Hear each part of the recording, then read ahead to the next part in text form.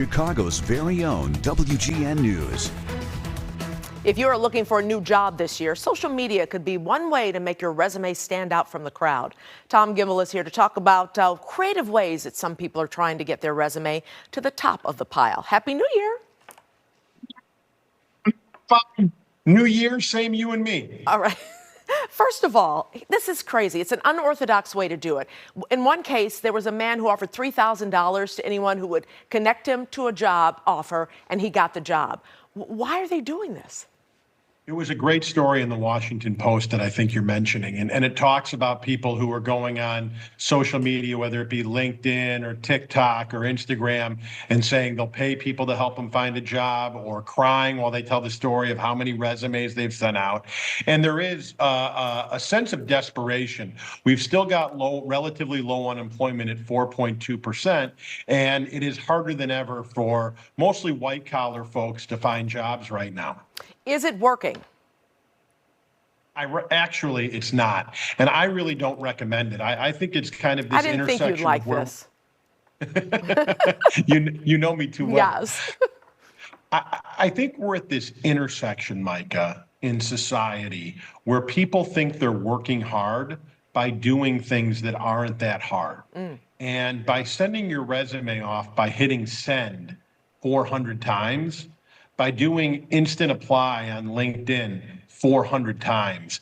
That's not hard. Now, it might be emotionally challenging to be able to face the rejection of not getting somebody to want you off of that, but the actual aspect of it isn't hard. And if you go back in time in the old Tom Gimbel time machine here, Micah, where we had to type out a new cover letter every time, we had to take an envelope and fold the letter in it and go down to the post office. That wasn't particularly hard, but it took more effort than this. And then to go and network and to go to the job bank and to go to the library and to do research, it was actual effort. And now we live in this world where social media and making a video makes us feel that we're working hard. And what we're really doing is showing our desperation through ease.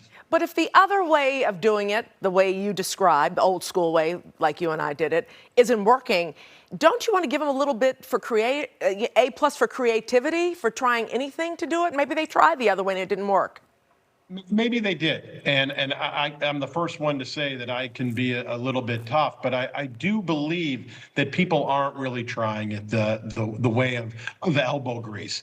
And what that really entails is you've got to go out and network and put yourself out there. You've got to go to multiple networking events. You have to go interview at multiple recruiting firms. I've read so much online where people say, I went to a recruiter and they never followed up with me. Well, maybe that's because you only did the interview via Zoom.